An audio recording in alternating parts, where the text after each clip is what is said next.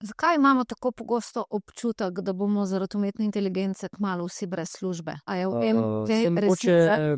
ni samo občutek, mislim, lahko je samo občutek, ampak mislim, da ni samo občutek, da je kar nekaj tudi realne osnove v tem. Se pravi, če imamo mi umetno inteligenco, ki lahko upravlja ogromno stvari, sploh če bi govorili sploh o superintelligence, so najbolj na udaru neka ponavljajoča administrativna dela. In z tega vidika morda res, da bodo dela, ki ne zahtevajo neke kreativnosti, prva na udaru.